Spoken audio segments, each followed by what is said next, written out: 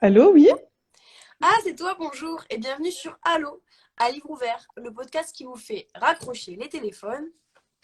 Et décrocher les livres des bibliothèques. Donc aujourd'hui, petite surprise.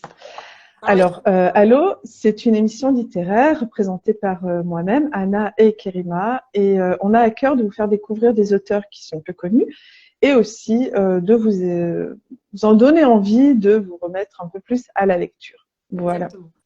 pour Ça le faisait principe de longtemps en l'émission. plus, machallah. Oui, ça faisait un petit moment. On n'avait pas fait depuis le Allo numéro 13 sur la sourate Yassine, donc ça fait un mois à peu près.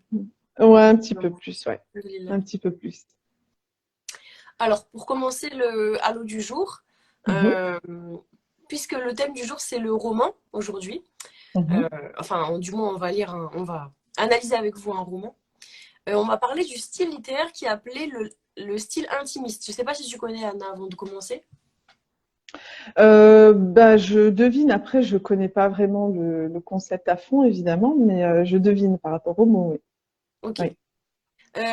En fait, c'est pas quelque chose de très. Enfin, c'est quelque chose de très connu parce qu'on a l'habitude en Mhm. fait de ce style-là. Je vais expliquer. Mais quand on dit roman intimiste, même moi au début, quand elle m'a dit c'est un roman intimiste, le livre qu'on a présenté, j'ai pas compris. Alors qu'en fait, c'est quelque chose qui est devenu super ordinaire pour nous.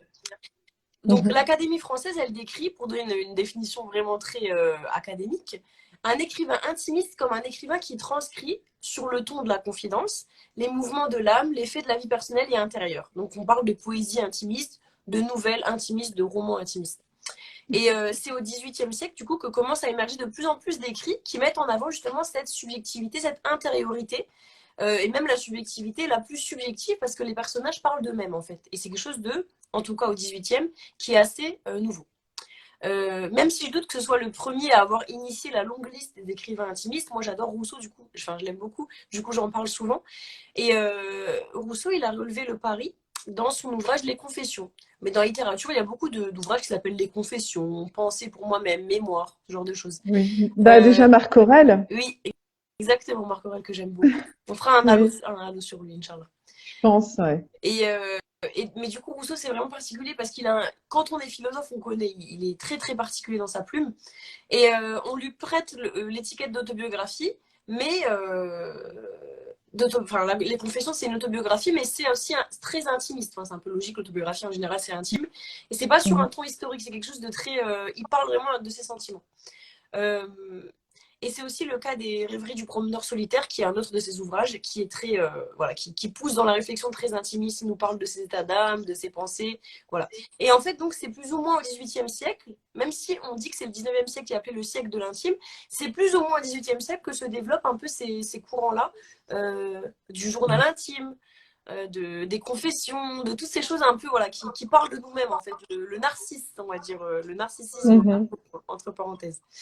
Euh, et de nos jours, je me suis dit, de nos jours, qu'est-ce que, en fait, subhanallah, parce que de nos jours, on est complètement dans ça. Qu'est-ce qu'il dirait Ouais. Rousseau, ses confrères, etc., Marc Aurèle, en ouvrant Instagram, Twitter, Facebook? On est précisément justement dans ça parce qu'on fait que, Ouais. moi la première, hein, raconter notre vie, subhanallah. On est vraiment dans un roman intimiste à ciel ouvert sur les réseaux, subhanallah. Et Mhm. même un peu trop dans l'intimisme parce que finalement, c'est devenu quelque chose d'assez banal de faire de sa vie un récit quotidien et public, en fait. Mhm. C'est devenu même plus un genre littéraire, c'est devenu banal, subhanallah.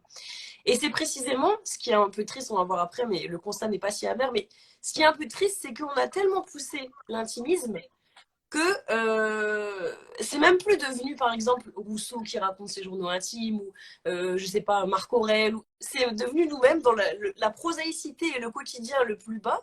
Et en Mhm. fait, on se rend compte que c'est ce que les gens aiment le plus. Voilà. Regarder d'autres gens vivre. C'est Mhm. incroyable, en fait. Les influenceurs Là, font ça ça. a commencé avec la télé-réalité, hein, il y a peut-être 15 ans, 20 ans, je sais plus.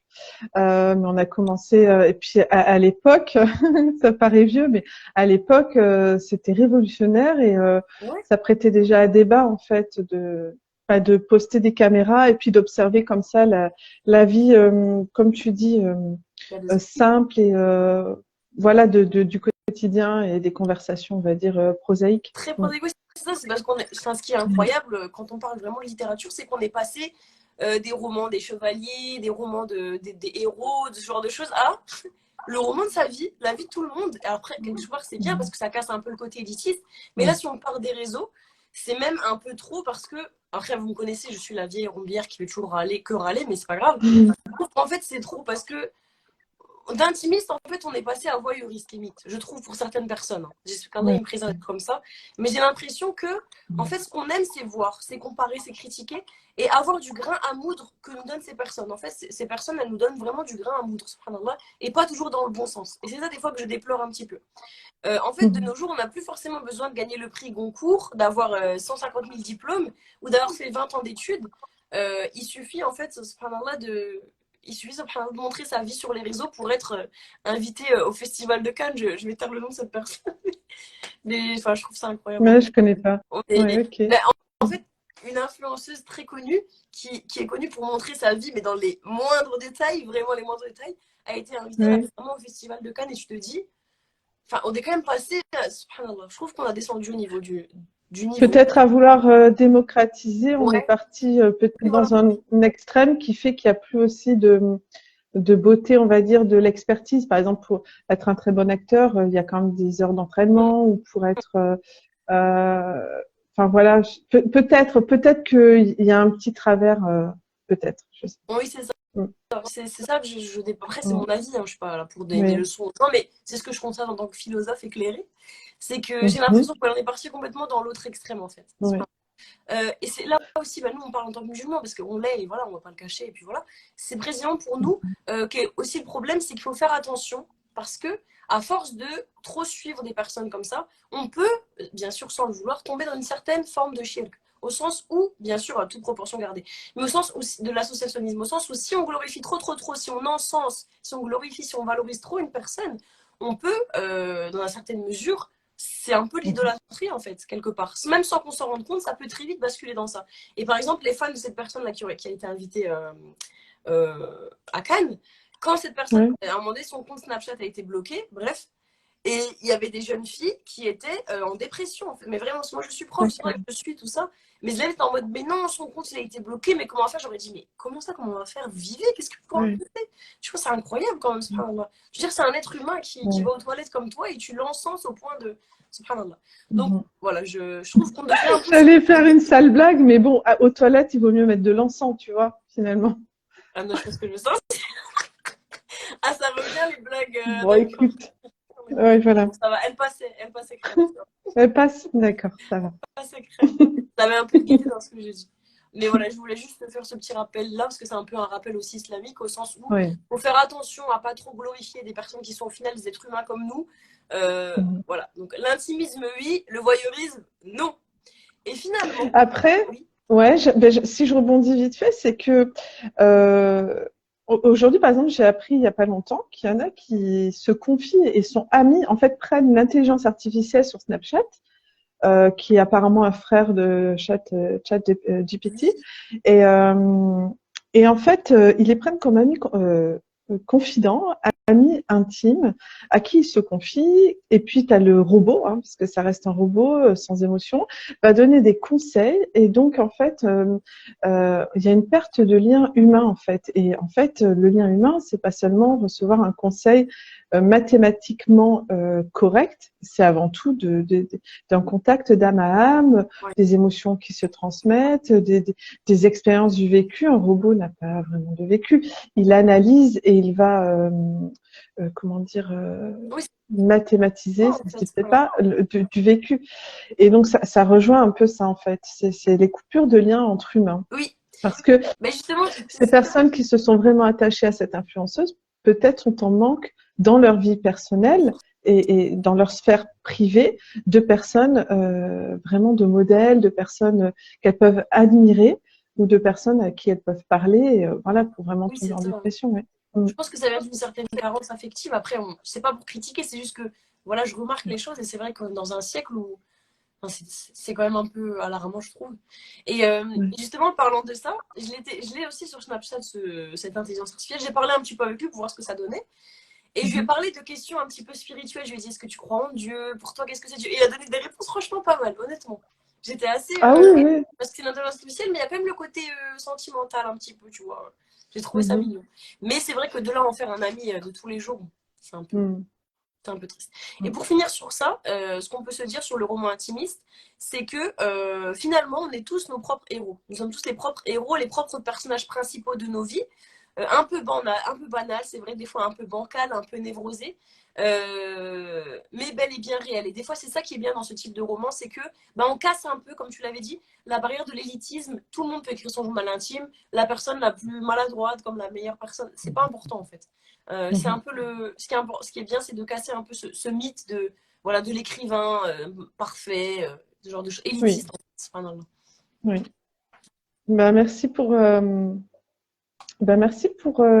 ces prises de conscience et ce débat en fait. Après, comme dans tout débat, et un peu comme dans le livre d'Alex, qu'on va voir, Alex Safar, qu'on va voir après. Oui. Donc dans tout débat, quand il y a des visions qui s'opposent, qui a raison, qui a tort, c'est compliqué. D'ailleurs, je pense que personne n'a raison, personne n'a vraiment tort. Et donc le débat autour de l'intelligence artificielle ou du voyeurisme, etc.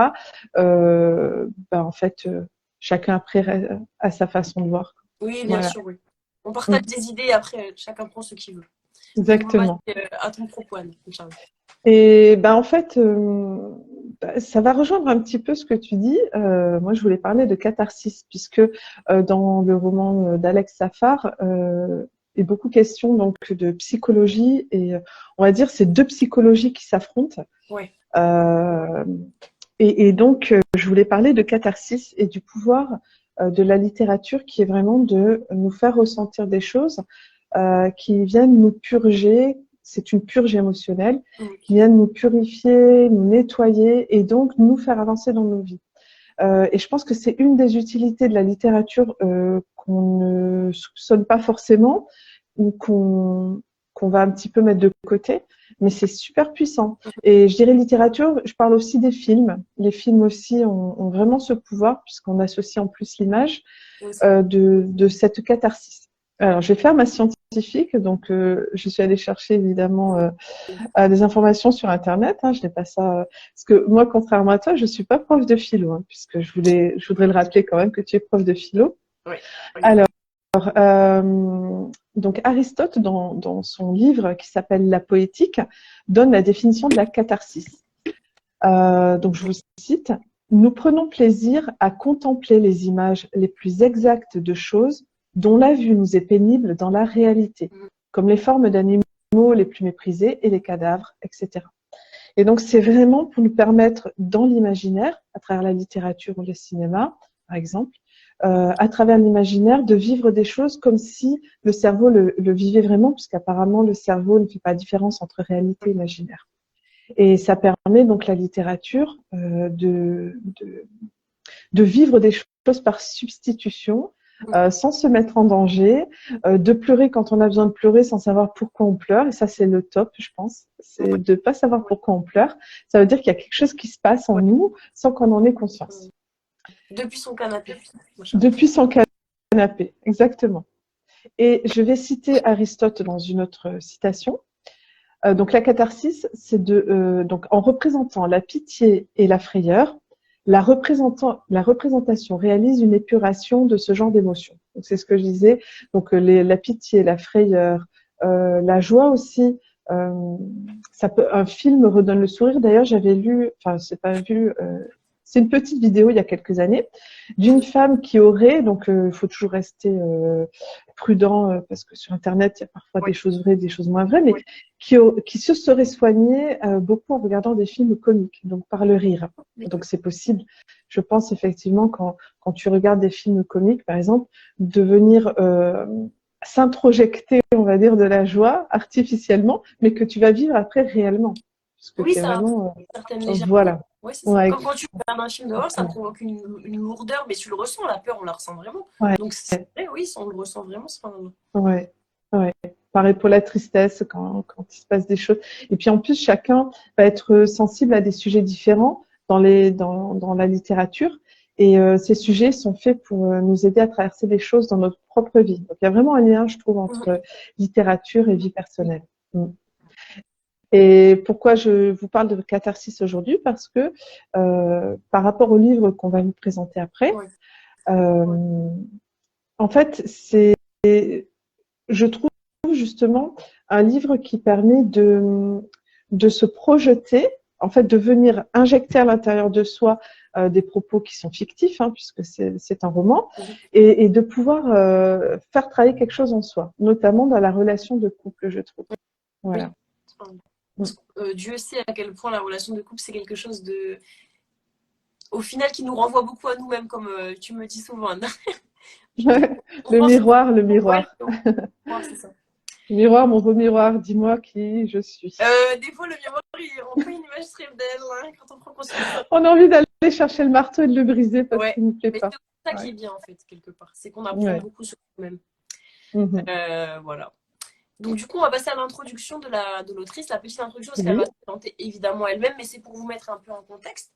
Donc, notre autrice ce soir, elle s'appelle Alex Safar, son pseudonyme, elle a 29 ans. Et elle a un petit peu parcouru la France, hein, c'est une grande voyageuse plutôt, parce qu'elle a d'abord grandi en Normandie, puis elle a vécu à Rennes, à Caen, à Paris, à Aubervilliers et à Édimbourg, avant de revenir à Rennes. Donc, elle a bien voyagé, machallah. Et elle a commencé par faire des études en archéologie, en histoire, puis elle s'est réorientée en psychologie. Donc, pareil, au niveau études, elle a charbonné. Et donc, elle est sur les réseaux sociaux, du coup, depuis le lycée, donc ça fait un petit moment. Elle a ainsi commencé par Snapchat, puis par Insta, TikTok, YouTube et Twitch, plateforme que je connais pas trop, mais apparemment ça existe. Et en termes plus professionnels, elle a abordé beaucoup de domaines différents. Voilà. C'est ça qui est aussi intéressant au niveau de l'écriture, c'est que au plus tu vas faire des expériences personnelles, professionnelles, au plus tu vas réinjecter, comme on a dit, dans ton écriture. Parce qu'elle a travaillé dans la maison d'édition, dans les musées, puis comme professeure d'histoire au collège, à seulement 29 ans. Il y a pas mal de choses. C'est impressionnant. Et pas mal d'autres choses comme les festivals écologiques et les fouilles archéologiques. Donc, c'est pas mal. Et ensuite, elle nous apprend aussi qu'elle a aménagé un van, je pense qu'elle nous en parlait, depuis 2 ans, afin de continuer à voyager en voiture comme elle a pris l'habitude de le faire depuis toute petite. Et ça, c'est super aussi, comment dire, si on en revient au niveau de la littérature, la question du voyage qui nourrit ton écriture. Tu vois, toute sa vie nourrit, en fait, je pense, ce qu'elle écrit. Voilà. Et donc, elle a publié 2 ouvrages à 7 heures. Donc, Le Petit Chat qu'on va présenter aujourd'hui. Et, je lis en plus l'autre, 21, je sais pas si en fait, j'ai dit en anglais, mais je sais même pas, ça se trouve, c'est en français. 21 Main Street. Je l'ai ici, mais bon, il est un peu loin. Je le présenterai après, si vous voulez. Voilà. Donc, elle a publié 2 ouvrages. Et sans plus attendre, on va la faire monter, non? Qu'est-ce que t'en dis? Exactement. Écoute, je vais chercher l'ouvrage. C'est ce que je vais faire.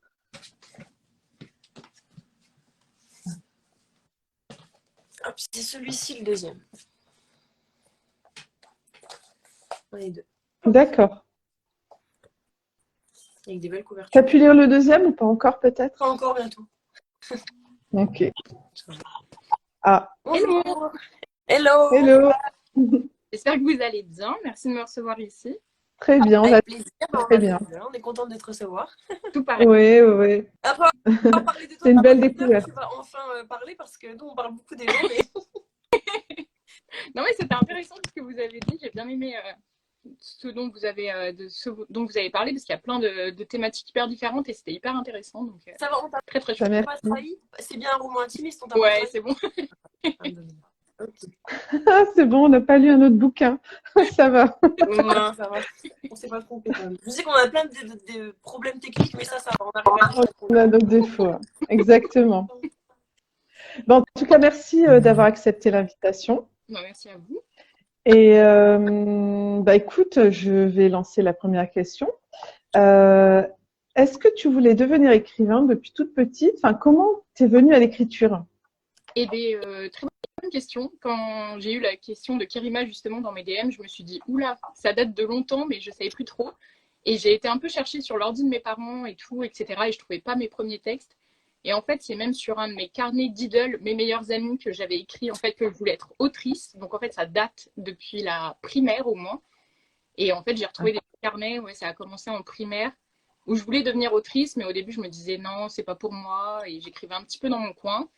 Et c'est vraiment là, en 2017-2018, que j'ai vraiment commencé à écrire des formes un peu plus construites, des romans. Enfin, au début, j'étais plus sur des petites notes par-ci, par-là. Et du coup, je me suis vraiment mise au roman dans ces années-là.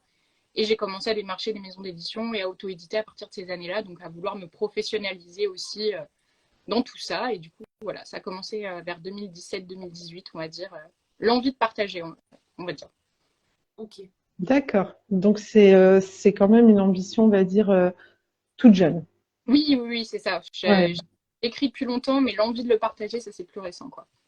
Ah oui. Et du coup, D'accord. ça fait combien de temps alors que tu écris? Pas que tu aies envie, mais que tu écris vraiment. Depuis tout petit. J'écris, du coup, c'est fin primaire, ouais, fin primaire, on va dire, que j'ai des gros cahiers gribouillés de plein de débuts d'histoire, de plein de petites anecdotes comme ça. Et des Mhm. fois, je vais repiocher un peu dedans, parce qu'il y a des trucs qui m'inspirent, que j'ai envie de reprendre, et Mhm. fin primaire. Ok. D'accord. Et si repars sur l'édition, donc là, tu as trouvé une maison d'édition. Et si on compare l'auto-édition et l'édition, on va dire plus classique, une maison d'édition, qu'est-ce qui te paraît le plus simple ou euh, qui te semble le plus abordable pour un jeune auteur, par exemple, qui voudrait publier son premier livre? Euh, Ce qui est abordable, en tout cas financièrement, c'est sûr, c'est la maison d'édition.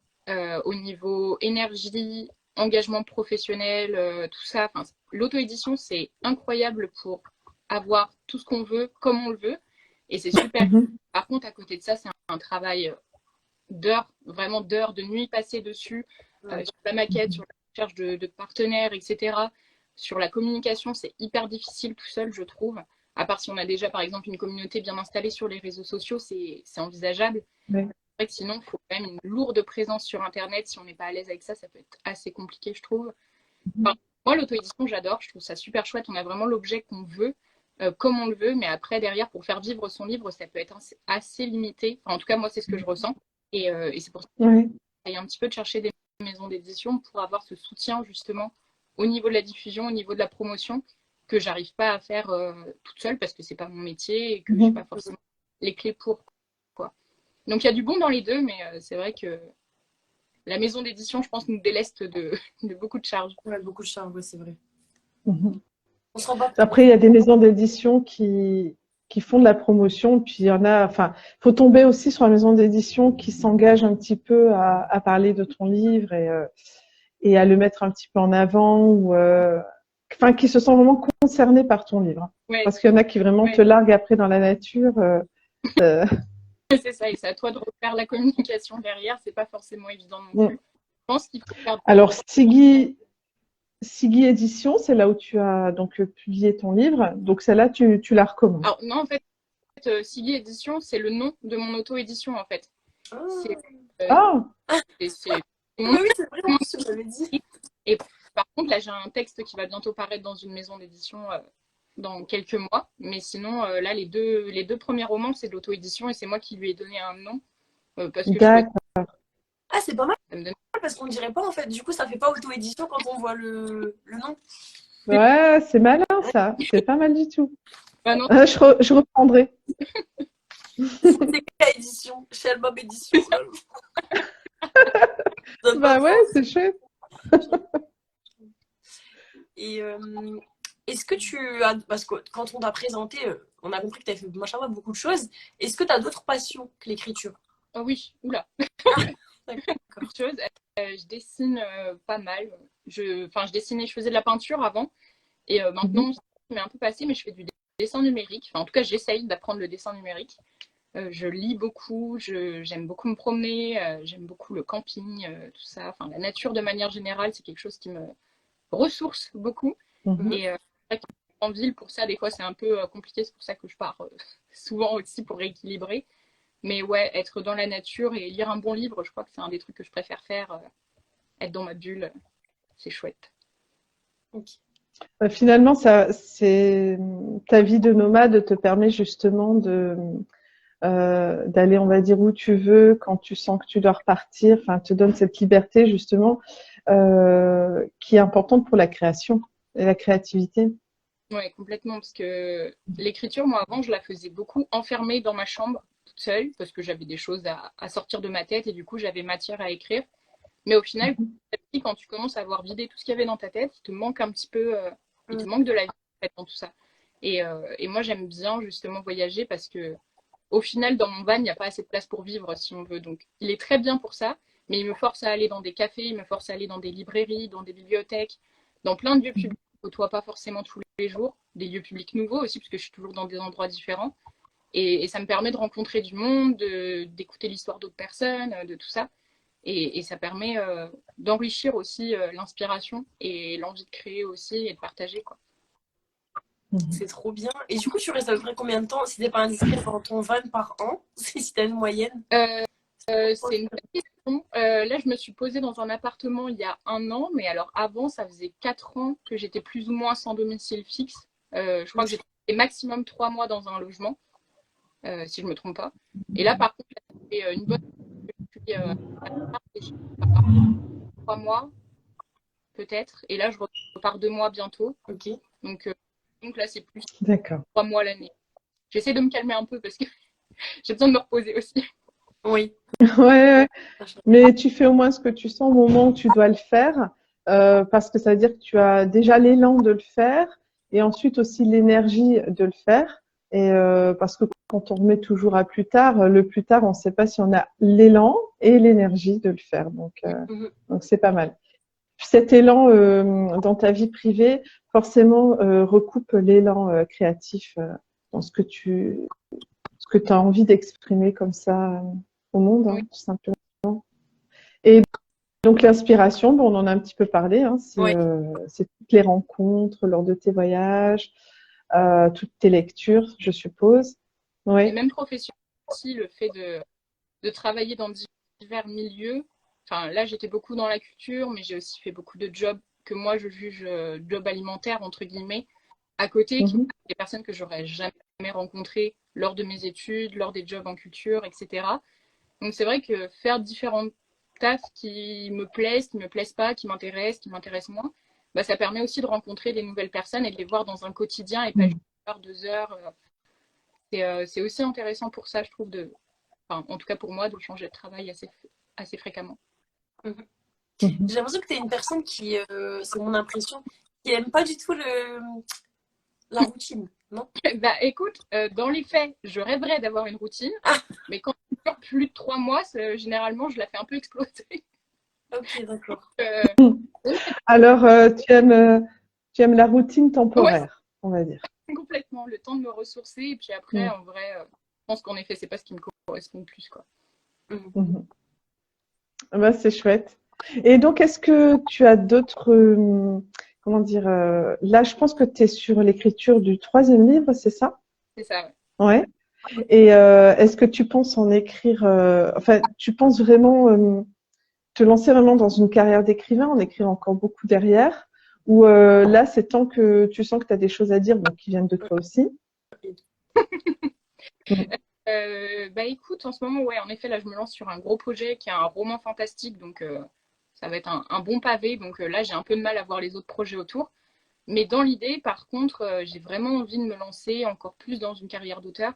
Avant, je faisais beaucoup de dédicaces dans des petits villages, etc. C'est quelque chose qui animait beaucoup mon quotidien. Et maintenant, j'ai envie d'essayer d'aller un petit peu au-dessus, de démarcher des librairies, de faire des ateliers d'écriture. Enfin, vraiment de me professionnaliser dans tout ce qu'il y a autour du livre. Ah oui. Je commence à faire des interventions aussi sur certains sujets qu'il y a dans mes romans. Et là aussi, pour la première fois, je commence à m'intéresser aux appels à texte, qui n'était pas quelque chose qui m'intéressait au début. Ah oui. Du coup, comme là, j'écris un gros roman et que je ne peux pas me concentrer sur d'autres livres en même temps parce que j'y arrive pas, ça me permet d'évaluer d'autres façons en faisant des petits appels par-ci par-là, des petits contes, des formes plus courtes en fait que je peux proposer à des maisons d'édition qui cherchent à faire des recueils de nouvelles ou autres. Et du coup, je pense que c'est aussi un pas vers une professionnalisation que d'écrire sur plein de sujets différents et de le proposer aussi à des personnes que ça peut intéresser et qui auront peut-être une meilleure diffusion que moi aussi. Parce que là, vraiment, maintenant, je suis dans une démarche où j'ai envie de montrer ce que j'écris et pas juste écrire pour moi. Donc vraiment, le salon du livre, chose que je faisais déjà beaucoup, mais disons que j'essaie de m'orienter plus, de préciser tout ça pour que justement ça corresponde plus à ce que je pourrais appeler une carrière, entre guillemets. Après, autre chose, mais essayer de professionnaliser ça, j'aimerais beaucoup. Ouais. D'accord. Bah, en tout cas, comme tu es jeune, normalement, ça devrait, par rapport à ton état d'esprit, par rapport aussi au fait que comment dire, on sent que tu mets beaucoup d'énergie là-dedans. Donc normalement, Inch'Allah, comme on dit, ça devrait arriver. Oui, Parce que Aujourd'hui, en fait, on se plaint, tu disais, Kerima, d'être beaucoup dans l'image, etc. Mais finalement, il y a une recrudescence aussi des manuscrits qui sont publiés chaque année. Ouais. Donc, l'écrit ne disparaît pas. Bien au contraire. Ouais. Et j'avais une question, Alex, à te poser à ce sujet. Je sais plus si on avait parlé lors de notre live, mais ça m'intéresse de savoir ton avis. Est-ce que je sais qu'Anna et moi, on n'est pas trop d'accord. Bon, après, c'est pas grave. Mais est-ce que tu crois que c'est possible? Est-ce que tu crois, genre, dans les formations qu'ils proposent, de devenir écrivain en 5 jours, tu sais, ce genre de choses. Est-ce que tu penses qu'on peut apprendre à écrire, toi qui es autrice et qui écris bien en plus? Ou alors est-ce que tu penses que c'est pas un don, mais qu'il y a d'abord quelque chose d'inné en fait avant de poursuivre? Ou alors tu penses qu'on peut venir de Z et arriver à A dans l'écriture? Moi, je pense que c'est surtout l'intention qui est importante. Je pense qu'il n'y a pas forcément de bonne façon d'écrire, qu'il n'y a pas de méthodologie propre. Après, c'est sûr qu'il y a des codes, entre guillemets, et c'est important de les connaître, je pense, pour savoir si tu as envie de les suivre ou si tu as envie de les contourner. Et pour le coup, des petites formations, ça peut être intéressant si tu n'es pas quelqu'un qui lit beaucoup, des choses comme ça, pour avoir un peu le cadre de ce qui se fait. Et puis après, toi, soit aller dans ce cadre parce que c'est ce qui te correspond, soit en sortir un petit peu. Je pense que ça peut te donner une petite base. Mais par contre, apprendre à devenir auteur, c'est hyper dur. Même déjà, moi, j'ai du mal à me définir comme autrice parce que c'est le titre qu'on te donne professionnellement, mais c'est hyper dur de se dire oui, je suis artiste, etc. Enfin, tu sens pas légitime. C'est ça, c'est toujours un peu compliqué de se le dire soi-même. Mais je pense que si tu as envie de partager quelque chose, il n'y a pas de raison que tu n'y arrives pas. J'ai lu il n'y a pas longtemps d'ailleurs un début de roman par exemple qui n'avait pas du tout de ponctuation. Et au début, j'ai cru que c'était sur ma liseuse qu'il y avait un bug. Et en fait, non, c'est moi qui a écrit comme ça. Et en fait, les 2-3 premières phrases, j'ai eu du mal. Et en fait, je me suis mise dedans et ça m'a grave plu. Donc ouais, je me dis, il n'y a pas forcément de forme type. Si toi, ça te fait que t'écris, il y aura forcément une personne au moins que ça fera kiffer aussi. Et après, tu apprends de toi-même. En fait, je pense que c'est en pratiquant toi, ta plume, que tu vas de plus en plus réussir à dire ce que tu veux partager ou pas, je pense. C'est vrai, il y a tellement de styles différents au niveau du style d'écriture qu'il n'y a pas des carcans, évidemment, qu'il faut respecter. Mais moi, j'aime bien ma petite idée quand même de... J'ai l'impression quand même qu'il y a quelque chose qui est posé dans l'âme pour pouvoir écrire, tu vois. Enfin, après, c'est mon expérience, mais moi, je le vis tellement comme quelque chose de fort que je me dis forcément tous les écrivains le vivent comme ça. Mais après, c'est peut-être narcissique de dire ça, en fait. Peut-être non. pas. Non, je pense pas, mais c'est vrai que par contre, quand tu vois qu'on a des profils où on pense à l'écriture depuis toute petite ou autre, c'est forcément déjà un intérêt que tu as depuis longtemps et que tu fais germer tout au long de ta vie. Voilà, c'est ça. Je me dis, il n'y a pas de fumée sans feu. Ça tombe pas d'un chapeau à 40 ans, enfin, je pense pas. C'est ça. Ou peut-être que si. Je ne sais pas. Je pense qu'on peut découvrir cette envie plus tard. C'est ça, ouais. Mais finalement, pour concilier peut-être les deux idées, c'est que en fait, quand il n'y a pas de fumée sans feu, il n'y a pas d'envie sans possibilité de le faire. C'est-à-dire, si on a cette envie-là, quelque part, enfin, il n'y a pas de désir sans qu'il y ait derrière toute la machinerie pour pouvoir le faire. Et après, on ne demande pas de devenir des Baudelaire, Flaubert ou Hugo. Enfin, voilà, c'est pas ça. Mais auteur, c'est-à-dire pouvoir publier un texte, hein, tout simplement. Et en même temps, il y a un côté travail. Il y a des auteurs, en fait, qui comme c'était Jack London, je crois, qui s'est beaucoup entraîné. Et après, en fait, je pense que c'est les deux qui se rejoignent, tu vois, l'inspiration ou le côté un peu inné, muse, inspiration qui vient d'on ne sait où, parce que bien sûr, surtout pour la poésie. Et puis après, le côté travail, puis tout ça se rejoint en pyramide. Et puis voilà. Et puis après, au sommet de la pyramide, il y a la création. On sent la poète, on sent la quand même. Ouais, c'est oui, c'est donc ça. voilà, j'ai concilié les deux. C'est Nietzsche qui disait qu'il n'y a pas de... Excuse-moi, Nietzsche disait oui, vas-y. le génie, il existe, mais il y a toujours du travail derrière le génie. Donc, il ne faut pas encenser le génie parce qu'il est comme nous, il travaille.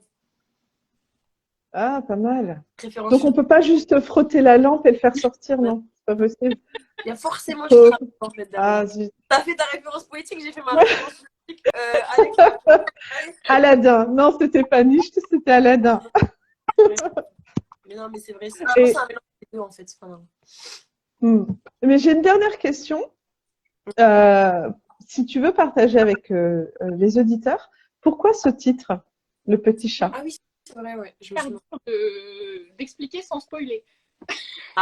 Ah bah alors, pas d'explication. Oui, bah oui, bon, d'accord, c'est vrai. Non, mais je Bon, réfléchis. c'est une mauvaise Non, question, hein. c'est pas la première à me la poser. C'est toujours. J'ai pas trouvé la réponse en fait à donner sans spoiler. Oui, bah oui. Hyper compliqué. C'est- Disons que dans ce Oui, j'ai voulu mettre en avant différentes formes d'amour, pas que celle du couple, mais aussi celle de la famille, celle qu'on peut porter à nos animaux domestiques, l'amour amical également, tout ça.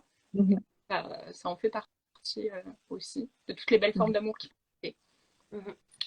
Bon, bah, le petit chat parle d'amour alors. C'est ça au final. On C'est le spoil livre pas, pour hein. savoir pourquoi ce titre. Vous n'avez qu'à le lire maintenant. Elle vous a fait doucement comprendre que Oui, peut-être. sachant il n'est pas très long, donc tout à fait digeste, hein. On est sur du 160 pages environ. Donc voilà, on peut se le procurer où? Moi, c'est une boutique Etsy, du coup, j'ai fait le choix de ne pas être sur Amazon, donc je suis sur Etsy, et ma boutique Mhm. est à part, et on peut se le procurer dessus sans souci. D'accord. Ben, on le mettra en lien parce que la vidéo va partir après sur YouTube, on le mettra en lien en dessous pour les personnes qui veulent se le procurer. Simplement sur Etsy, hein, il n'y a pas d'autre façon de Non, l'acheter. après, c'est en physique lors des salons du livre, mais là, du coup, il faut que les personnes soient dans le Grand Ouest et disponibles dimanche, donc c'est un peu plus compliqué. D'accord. Pourquoi ce choix de Etsy? Parce que c'est pas, enfin, c'est connu Etsy, mais pas vraiment pour ça, si? Ou alors je connais pas du tout. Etsy, disons que tu peux créer ta propre boutique en ligne, et moi, à ce moment-là, alors je l'ai créé il y a 3 ans maintenant, je crois, ma boutique en ligne. Et je vendais aussi des peintures, donc en fait, ça permettait de nouer un peu les deux. Et quand tu es moteur de recherche, en fait, les gens peuvent tomber sur ta boutique sans forcément te connaître. Alors que si tu as ton site internet, moi je me disais, il faut que je fasse encore plus de la pub, en fait, il faut que les gens aillent sur mon site pour. Enfin, ils doivent savoir qui je suis pour aller sur mon site, en fait. Alors que sur Etsy, des fois, tu peux tomber au autre et tomber sur des choses qui t'intéressent, en fait. Donc je me disais que c'était Oui. C'est plus visible en fait, ok. Ouais, par effet de suggestion, comme ça, c'est vrai que les personnes Bah, peuvent tomber plus facilement sur ton livre Mm. ou tes toiles. Alors, ce qu'on fait après avoir présenté l'auteur, on lit toujours un passage qui nous a soit ému, soit fait rire, enfin en tout cas qu'on a envie de partager avec les auditeurs. Donc c'est une lecture en direct. Et donc moi j'ai choisi un des nombreux dialogues, hein, parce qu'il y a quand même beaucoup de dialogues entre ces deux personnages. Et donc j'ai choisi un dialogue. Donc lecture de... Page Oui. 112, comme ça, Alex, elle sait. Pardon? Page 112. Ah, Comme ça. Oui, oui, c'est page 112, excuse-moi. Évidemment que je pleure. Le frère de l'ami de mes parents s'est donné la mort. Tu le connaissais au moins, lui répondit-il sèchement. Bien sûr que oui. Et tu le voyais souvent? Plus trop depuis quelque temps. Je vais moins chez mes parents, mais durant mon enfance, il était très souvent à la maison. Donc, il s'agit d'un ami de tes parents, non? Oui, mais donc ce n'est pas le tien. C'est tout comme une personne que tu vois régulièrement toute ta vie, ça devient de la famille. Non, ce n'était pas quelqu'un de ta famille, c'est arrivé quand? Demanda-t-il. Il y a 2 semaines. Pourquoi tu ne m'en parles que maintenant? Tu pleures depuis quand? L'interrogea-t-il. Je viens de l'apprendre. Donc tes parents ne voulaient pas t'en informer. Leur ami n'avait pas envie de passer 300 coups de fil, figure-toi. Ils ne le savaient pas avant. Peut-être. Tes parents en pensent quoi? En pensent quoi? Mais tu réfléchis à tes questions un peu, répondit-elle. Laissant un blanc, elle le vit se reconcentrer sur ce qu'il voyait à l'écran, comme si ce qu'elle disait n'avait pas assez de valeur pour concurrencer. Tes parents alors, ajouta-t-il sans lever les yeux de son écran. Ils vont se séparer. Ton père te dit ça depuis des mois, enchaîna-t-il. Il a pris un appartement cette fois. Alors elle le vit tourner la tête. Il avait enfin lâché sa souris et avait fait rouler sa chaise jusqu'à elle. S'intéressait-il à l'histoire, car le rebondissement était digne d'attention, ou était-ce simplement de la curiosité bienveillante? Les émotions qu'il montrait par son regard avaient toujours fait douter la jeune femme sur le bien fondé de ses actions.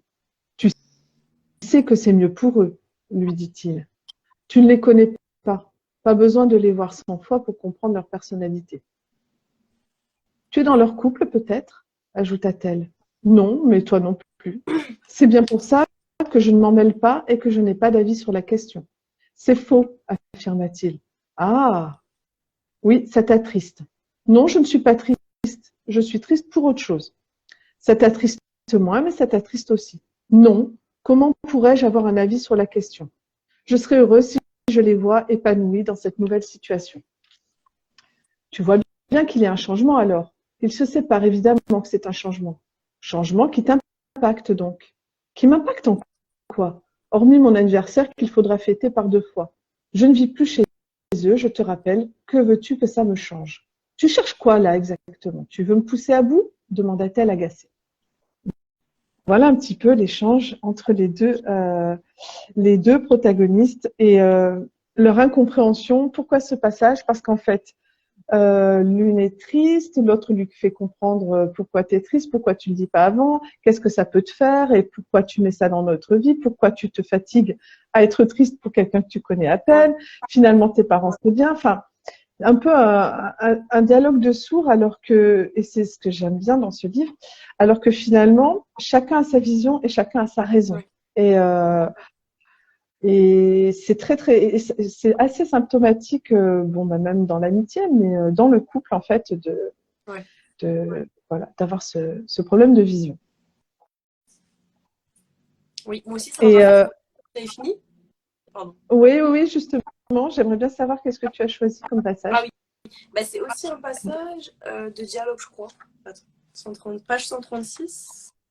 Mais c'est pareil, en fait, on voit vraiment le... Ouais, c'est ça, un dialogue. On voit vraiment la différence. Donc, je peux te demander quelque chose? Oui, bien sûr, qu'y a-t-il? Demanda-t-elle curieuse.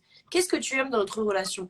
J'aime l'idée de ne pas avoir à me poser de questions et de pouvoir te voir assez régulièrement sans que ce soit trop compliqué. Et qu'est-ce que tu aimes dans cette ville? La questionna-t-il.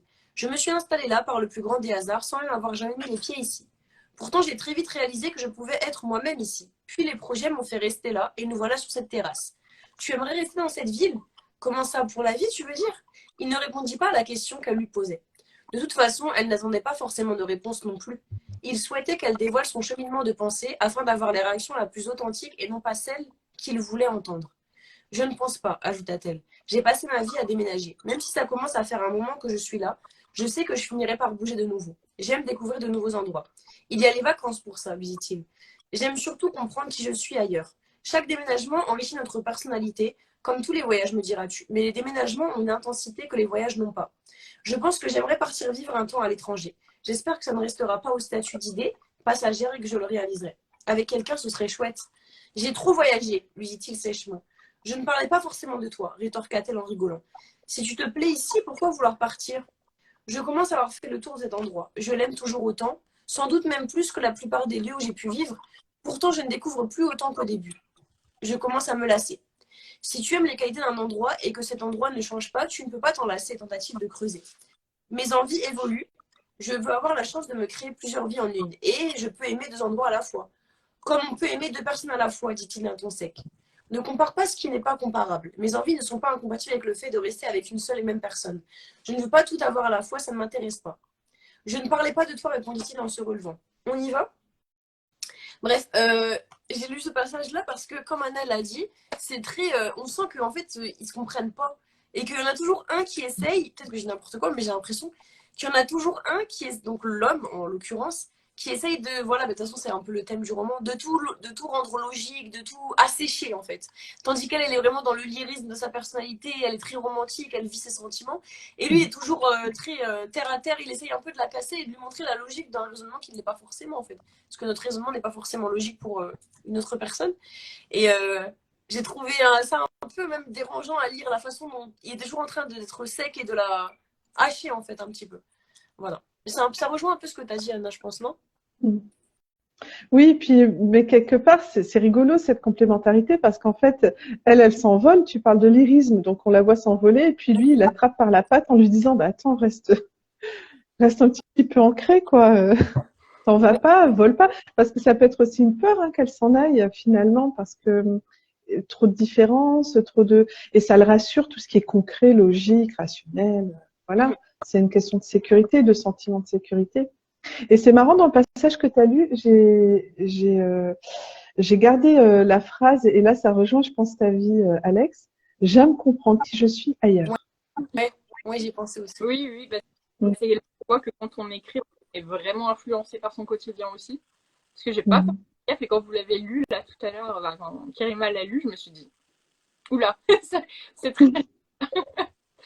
Et j'avais écrit cette phrase, mais en même temps, c'est quelque chose que je dis très souvent, donc ça m'étonne pas trop. Et c'est vrai que c'est marrant que vous ayez choisi toutes les deux des passages assez similaires au final de deux personnes qui communiquent, mais au final, ils sont dans leur but et les deux s'entrechoquent en fait tout le long du dialogue et ne se comprennent pas. Et c'est vraiment ce dont j'avais envie de parler dans ce roman, en tout cas de toute la communication, même si on y met beaucoup d'efforts, ça marche pas toujours forcément. Et je suis contente que vous ayez choisi ces deux extraits-là. Tu pensais qu'on allait choisir autre chose? Ça t'a étonné? Bah, le fait que vous choisissiez des dialogues, ouais. Bon, il y a beaucoup de dialogues en même temps, donc c'est pas si étonnant. Je m'attendais pas forcément à ce que vous choisissiez des dialogues, c'est marrant. Ok. Bah parce que moi, c'est ce qui ressort quand même, hein, c'est les échanges entre ces deux personnages. Et si c'est ce que tu as voulu retranscrire, ben, c'est réussi parce que c'est ça.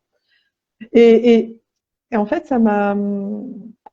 En plus, on voulait présenter peut-être. Hein, je spoil un peu pour le mois suivant. On va peut-être présenter ou une fois prochaine. Non, je le dis pas alors. En tout cas, ça me fait penser à un autre livre. Je le dis ou pas? Non. Ah, et ben en fait, on avait pensé à Mars. Les hommes viennent de Mars et les femmes de Vénus. Et en fait, je m'en suis rendu compte tout à l'heure. Tu es une super introduction par rapport à ça. Tu vois? Parce que c'est carrément ça, en fait. Hein. C'est deux planètes qui s'entrechoquent. Et puis, pourtant, ils sont dans le même univers, finalement, le même espace, mais enfin, le même appart, hein, du coup. Mais voilà. Donc, je pense qu'on va rester. Ouais, on se posait la question, mais je crois qu'on va rester sur ce thème. Ouais. Alors, ce que j'ai aimé donc dans ce livre, mon avis, hein, je vais le donner assez rapidement, c'est qu'on a eu comme des archétypes. Moi, j'ai vu ça comme des archétypes, puisque tu donnes pas de nom, tu les décris pas énormément. Ouais. Donc, c'est vraiment l'archétype de la femme. Alors, il faut pas généraliser, bien sûr, il y a des femmes plus ou moins émotionnelles, mais il y a quand même, et c'est ce qu'on verra avec le livre c'est John Gray, hein, c'est ça l'auteur. C'est qu'il y a quand même des choses, voilà, on va dire la femme plus émotionnelle, l'homme un peu plus rationnel, en général. Et donc finalement, à travers les dialogues, c'est rigolo. Je pense que c'est un livre à donner au couple, parce qu'il pourrait vraiment, la femme comprendrait un peu son homme et l'homme aussi comprendrait un peu plus sa femme. Ça peut être pas mal. Et je me suis demandé en fait en quoi la liberté d'esprit pouvait être en contradiction avec les ressentis, parce que j'ai l'impression que ton personnage masculin a peur de ça en fait, de perdre en liberté, comme si les émotions étaient des prisons. Et peut-être parce que sa compagne lui montre les émotions comme des prisons, comme si elle était complètement enchaînée à ses émotions. Mais ça soulève plein de questions, ton livre. J'ai plein de questions, je ne veux pas être trop longue, mais il soulève pas mal de questions. Oui. La jeune femme est tellement envahie par ses émotions qu'elle en perd le contrôle aussi. Et lui, pas forcément, mais c'est quelque chose qu'il a dès le début du roman quand même. C'est pas forcément propre aux hommes, parce que ça, c'est pas forcément des choses en lesquelles moi je crois, mais je dirais qu'il y a quand même des personnalités qui ont peur de l'émotion, qui ont peur de se laisser, en fait, tout simplement. Et justement, comme tu dis, c'est pas lié forcément, sauf que lui, il s'est rentré ça dans le crâne, que pour être rationnel, il fallait pas d'émotionnel. Et le personnage, tu sais, le personnage que t'aimes détester, moi, c'est un personnage que je déteste détester, tu vois. Il est vraiment souvent exécrable dans ses façons d'être. Ouais. Et on le déteste, j'avoue. non, mais c'est ça, il énerve. Et en même temps, je trouve qu'il reflète ce que sont beaucoup de personnes, en fait, tu vois, des personnes qui... Alors, à l'extrême, parce que lui, il est quand même dans un extrême, hein, on va pas se mentir, mais cette peur de l'émotion, cette crainte de l'émotion, ce côté masculin aussi, des fois, le vent avec le patriarcat à base de un homme ne doit pas avoir trop d'émotions, surtout en contrat, sinon, gna gna gna. Bah, en fait, c'est pas cool comme façon d'être. C'est bon à remettre en question, je pense. Et c'est ça que j'ai voulu aussi le faire rentrer autant dans sa case à l'extrême à ce point, c'est pour le faire voir à quel point ça peut poser problème aussi dans la compréhension de l'autre, parce qu'il est beaucoup dans le jugement aussi. Ouais. Et peu de place au compromis, peu de place à qui elle est, elle, en fait, tout simplement aussi. Donc, parce que même si ses émotions l'envahissent, même si ses émotions sont trop fortes, entre guillemets, peut-être, et ben, en attendant, elle est comme ça. Donc, si tu veux être en couple avec elle, il faut aussi accepter pas forcément ses émotions et qu'elle n'a aucun intérêt à les réfréner non plus, quoi. Ben, c'est les deux gros thèmes. Enfin, non, il y a les thèmes avec tous les événements, on va dire, un peu graves, parce que tu abordes quand même le décès, tu abordes le viol, tu abordes la maladie psychique. Mais c'est vrai que les deux gros thèmes, c'est quand même les émotions et l'acceptation de la différence de l'autre. Il y a vraiment, voilà, acceptation et émotion, c'était, voilà, les deux gros thèmes. Et oui, je voulais dire une dernière chose, vraiment, après je termine avec mon avis, j'ai pas tout donné parce que voilà, ça peut être long. Il y a un mot qui m'est venu pour te qualifier, ce serait l'archéologue psychologue. Voilà. C'est pas mal. Ça me correspond. Ouais. Oui. C'est pas mal. Cette question, en tout cas, ça correspond à tes études et à ce que tu as fait, c'est d'aller déterrer vraiment, faire des fouilles archéologiques dans l'esprit, enfin, parce que le fait qu'il y ait peu de descriptions, peu d'actions, tenir un livre sur, parce que bon, bah, les livres comme par exemple celui que j'aime pas du tout lire, Zola, où c'est de description de voilà, moi j'aime pas du tout. Bah forcément, ça fait des pages. Donc, sans description. Mais oui, forcément, hein. On peut finir d'écrire chaque pixel de l'ordinateur et voilà. Mais moi, j'aime pas du tout, mais c'est mon goût personnel. Mais sans description et sans. Ben, en fait, t'as quand même. Donc, c'est forcément que tu allais fouiller dans la psychologie. Voilà. Et quant à mon avis, je vais dire aussi que j'ai oublié, en fait. J'avais hésité entre un passage pour la lecture en direct, entre le passage que j'ai lu, et un passage par rapport à la grand-mère. Parce que c'est vrai que quand Anna elle a dit maladie psychique, parce que c'est vrai que tu as beaucoup aussi le thème de la maladie psychique chez la grand-mère. Et j'ai adoré la relation que tu as décrite entre la fille et la grand-mère. Elle est vraiment trop belle. Enfin, moi, j'étais très, très touchée. J'ai hésité à mettre ce passage. Je sais pas, Anna, si t'as aimé aussi ce passage-là, mais c'était fort, en fait, je trouve. Et surtout, le une maladie psychique, mais qu'il n'y ait pas de jugement. La fille, en tout cas, elle est toujours dans une acceptation et elle ne la juge jamais, en fait, la grand-mère. Alors que ça aurait pu être facile de le faire. Et du coup, pour mon avis, de façon générale, parce qu'on va bientôt se quitter, malheureusement, mais bon, bah ouais. tu reviendras pour le deuxième. Il se trouve que tu as une très grande, tu montres dans cet ouvrage, sûrement dans le deuxième aussi, une très grande acuité psychologique et observatrice. Parce que tu as vraiment dans cette capacité-là que tu as de décrire vraiment les personnages et leur psychologie. Le caractère très logique, très froid, presque dénué de sentiments de l'homme, on l'a dit, qui ne voit de l'intérêt que dans des choses utiles, entre parenthèses, on a compris, contraste parfaitement en fait avec la façon très sentimentale, comme j'ai dit, très lyrique, très intuitive, parce qu'elle elle est au plus proche des émotions, et à fleur de peau de la fille, du personnage féminin. Et je trouve ça beau, et c'est étrange, et c'est beau à la fois, en fait, de relier deux personnalités comme ça, très opposées. Bon, à la fin, sans spoiler, on voit que c'est pas toujours forcément facile de rester ensemble, mais c'est beau de les avoir rapprochés. Et c'est marrant, en fait, celui qui veut tout faire pour vivre sa vie sans la moindre contrariété, sans le moindre changement, et qui finalement va découvrir une femme qui, elle, sa vie, elle fait que des hauts et des bas. Psychiquement, elle n'est pas toujours très stable, mais elle est très attachante, et elle essaye de faire au mieux, et alors que lui, il reste sur ses acquis. Enfin, c'était beau, en fait, la rencontre entre les deux. Et plein de fois, je me suis dit, mais ils ont rien à faire ensemble, en fait. Pourquoi deux personnages comme ça n'a aucun sens. Mais en fait, si, ça a du sens, parce que ça montre que, en fait, quelque part, moi, parce que voilà, je suis mariée et j'en ai tiré une petite leçon. Je me suis dit, peut-être que des fois c'est vrai. Au lieu de plaquer toujours mes jugements sur quelqu'un, sur lui en l'occurrence, des fois j'aurais essayé juste de te dire, il est pas comme toi. Il vient de Mars, tu viens de Vénus. Non mais je rigole, tu vois ce que je veux dire. En mode, des fois, on essaie de juger alors qu'on devrait juste comprendre qu'on vient d'ailleurs et on n'est pas les mêmes, tout simplement. Par contre, je vais dire, pour les personnes qui aiment les romans d'aventure, c'est vrai qu'il n'y a pas beaucoup d'action. C'est plus psychologique et intimiste, comme on a dit. Donc voilà, pour prévenir. Mais sinon, c'est vrai que ça reste un peu dans un huis clos, c'est ça qu'on dit? Un huis clos un peu permanent, voilà. Parce que je sais pas si c'est la bonne définition. Mais pour les personnes qui sont friandes de psychologie, vous allez vraiment vous faire plaisir. Donc allez-y. Voilà pour mon avis. En tout cas, j'ai beaucoup aimé. Tu es une personne très bienveillante de ce que j'ai vu, ce qu'on a déjà parlé ensemble, très à l'écoute et j'aime bien. Franchement, chapeau. Je suis toute gênée. Mais non. Merci. J'apprécie beaucoup vos retours parce que c'est les points que je voulais faire ressortir. Donc, je suis contente si c'est ce que vous avez remarqué et qui vous a plu. Donc, je suis contente. C'est chouette. Avec plaisir. Avec Et plaisir. du coup, on peut passer à la case actualité. Si tu as des actualités, Alex, à nous donner pour les prochains mois, en fait, qu'est-ce que tu voudrais nous partager des événements? Les prochains mois. Là, je pars bientôt à Arles en juillet pour faire une exposition photo et exposer mes livres dans un festival d'art contemporain. Donc, je partagerai ça sur mes réseaux sociaux.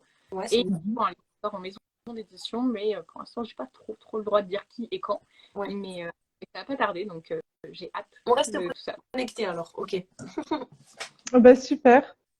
Moi, rien de neuf, hein. J'avoue que là, le mois de juin, donc nous, on reste sur un mois, puisqu'on se revoit dans un mois, Inch'Allah. Mais voilà, moi, le mois de juin, c'est le calme plat. Vous pouvez retrouver mon livre sur Amazon. Okay. Voilà, c'est juste ça. Et toi, Kerima? C'est déjà pas mal, hein? Oui. Moi, j'ai, comme d'habitude, je vous invite du coup à aller voir ma chaîne YouTube par rapport à toutes les réflexions que je peux mener. Et la prochaine émission de Nos Sœurs ont du talent, ça sera normalement la semaine du 12, encore à confirmer. Et mes ouvrages sont toujours sur les plateformes habituelles, donc Atramanta, Amazon, etc. Et bientôt, le 3e, on espère. Là, à chaque fois, je le dis, mais là c'est bon, là c'est bon, ça va arriver. 2023, Inch'Allah? 2023? Ouais, en 2023, Inch'Allah? Oui. Faut que je mette le coup de boost parce que j'ai trop fait traîner. Il faut. Voilà. D'accord. Comme ça, on le présentera dès qu'il sort. Oui, avec plaisir. Donc, n'hésitez pas pour le petit chat d'Alex Safar, donc sur Etsy, la boutique Etsy. En tapant son nom, vous allez trouver donc ces 2 livres qui sont déjà publiés. Et on terminera avec la citation de clôture de Rousseau, puisque tu en as parlé dans ta présentation. Ouais. Je ne me soucie de plaire ni aux beaux esprits, ni aux gens à la mode. Il y aura dans tous les temps des hommes faits pour être subjugués par les opinions de leur siècle. On vous laisse réfléchir sur ça. Et on finit. Exactement. Merci pour ta présence. Merci Kerima pour la co-animation, qui est toujours un plaisir. Merci à toi. Et on vous dit dans un mois, Inch'Allah. Oui. À bientôt. L'émission sera sur YouTube, bien sûr. Bonne soirée. Bonne soirée. Merci encore. Au revoir. Au revoir. Au revoir.